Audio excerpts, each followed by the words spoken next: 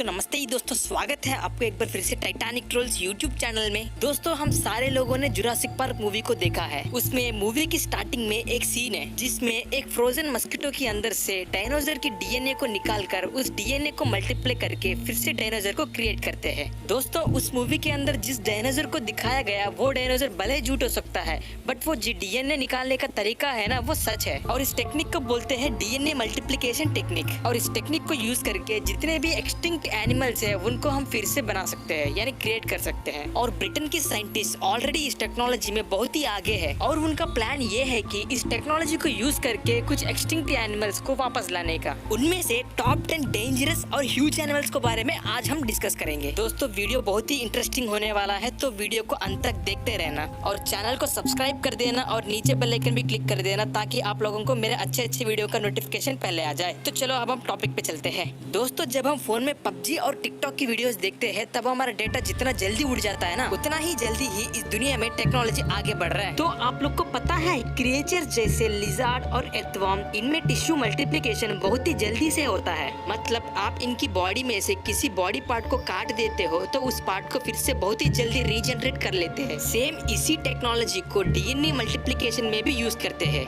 Number 10, the dunkleosteus. दोस्तों, इसका शरीर भी इसकी नाम जैसा बहुत ही बड़ा है। इसको आर्मर प्लेटेड फिशेस भी कहा जाता है। ये बहुत ही डेंजरस और बहुत ही इविल क्रिएचर्स है। दोस्तों, ये इतना इविल है कि जब इनकी खाना कम पड़ जाती है तो इसको पेरेंट्स को ही खत्म करके खा जाते हैं। इनको फर्क नहीं पड़ता है कि ये एनिमल उनकी माँ बाप है या फिर कोई और है, बस वो खाने लायक होना चाहिए। जो दिखे उन सबको खा जाएंगे। दोस्तों, ये क्रिएचर भी जब डायनासोर्स रहते थे उसी टाइम पीरियड का है और जब डायनासोर्स एक्सटिंक्ट हो गया ये भी उन्हीं के साथ एक्सटिंक्ट हो गया और अब इसको वापस लाने के लिए हमारे साइंटिस्ट बहुत मेहनत कर रहे हैं। Number 9, the titanoboa. दोस्तों, ये तो देखने में सर्पराजा लगता है भाई, इसे देख के तो मुझे डर लग रहा है। दोस्तों, ये टाइटानोबोआ 60 मिलियन ईयर से पहले जिंदा रहती थी, बट रिसेंटली हमारी साइंटिस्ट को अफ्रीका के जंगल में इसका स्केलेटन्स मिल गया। अब क्या हमारे साइंटिस्ट इसको भी वापस लाने के लिए बहुत मेहनत कर रहे हैं। इसका हाइट 50 से 60 फीट का होता है और इसका लाइफ पीरियड 120 ईयर्स तक का रहता है। और जैसे कि आप लोग को पता है, एनाकोंडा जितने दिन जिंदा रहती है उतना दिन उसका ग्रोथ होता रहता है। सेम ऐसे ही टाइटानोबोआ का ग्रोथ भी जितने दिन ये जिंदा रहती है तब तक इसका ग्रोथ होता रहेगा, इसीलिए इसका शरीर का साइज इतना बड़ा है। Number 8, the sarcosuchus. दोस्तों, ये एक क्रोकोडाइल फैमिली का एनिमल है और इसका एशेस साइंटिस्ट को सिर्फ साउथ अफ्रीका में मिला है। नॉर्मल क्रोकोडाइल्स पानी में ज्यादा फास्ट रहता है बट अर्थ पे इतना फास्ट नहीं रहता है, बट इसको तो पानी और अर्थ में कोई फर्क नहीं पड़ता और ये इतना बड़ा है कि इसका सिर ही 6 फुट तक बड़ा होता है। अब पता नहीं साइंटिस्ट इसको वापस लाने का क्यों मेहनत कर रहे हैं, मुझे तो नहीं लगता कि इससे कोई फायदा होने वाला है। नंबर 7, दी मेगा पिराना। दोस्तों, हम सभी लोगों ने पिराना मूवी को देखा है, बट उस मूवी में जिन पिराना को दिखाया गया वो बहुत ही छोटा है, बट जेंट पिराना का साइज आज के पिराना से 10 से 30 गुना ज्यादा था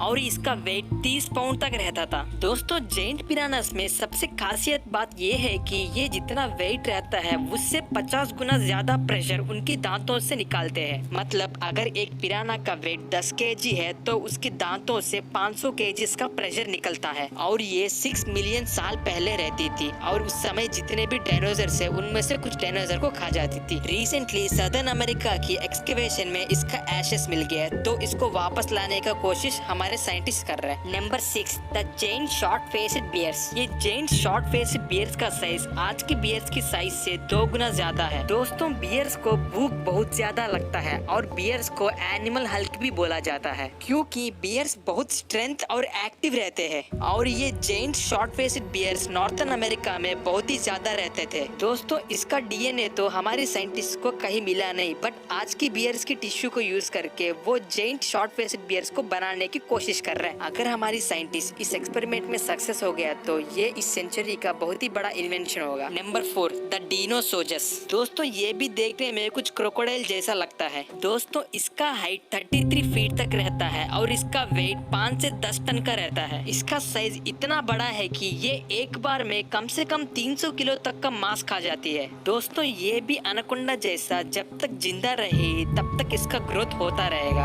अच्छा हुआ है कि ये सब जानवर अब नहीं है। Number 3, the quetzalcoatlus. दोस्तों, ये एक कार्निवोरस डायनासोर बर्ड है इसका खासियत ये है कि ये पानी में स्विम कर सकती है, अर्थ पे चल सकती है और हवा में उड़ भी सकती है। इसका नेक जिराफी जैसा बहुत ही लंबा होता है, इतना लंबा है कि इसका नेक 12 फीट तक बढ़ सकता है और सिर्फ इसका विंग्स का साइज ही 33 फीट है। ये बड़े बड़े डायनासोर को भी पैर से हवा में उठा देती है और कहीं दूसरी जगह पे ले जाकर उनको मार देती है। ब्रिटेन साइंटिस्ट को इसका डीएनए किसी म्यूजियम में मिला है, तो वो ये डीएनए को यूज करके टिश्यू मल्टीप्लिकेशन का प्रोसेस स्टार्ट कर दिया। Number 3, the helicoprion. ये पानी में रहने वाला सबसे ज्यादा डेंजरस और सबसे एक्टिव मैमल है और इसका फेस भी बाकी फिशेस से बहुत ही अलग है। इसका लोअर जा कुछ ऐसा लगता, दांत ब्लेड से भी बहुत ही शार्प और स्ट्रॉन्ग रहते हैं। इसका अपर जा और लोअर जा पूरा दांतों से भरा पड़ा है और ये एक बाइट में जानवर की बॉडी से उनका मांस अलग कर देती है। मैं साइंटिस्ट को रिक्वेस्ट करता हूँ कि ऐसा क्रिएचर्स को वापस मत लाओ। दोस्तों, अभी तो 2 मेजर क्रिएचर्स को बारे में बोलना बाकी है, तो वो दोनों मैं दूसरे वीडियो में आपको बता दूंगा। बट आपको तो एक छोटा सा काम करना है, वो ये है कि चैनल को सब्सक्राइब करना और नीचे बेल आइकन को क्लिक कर देना। तो चलो अब हम अगली वीडियो में मिलेंगे।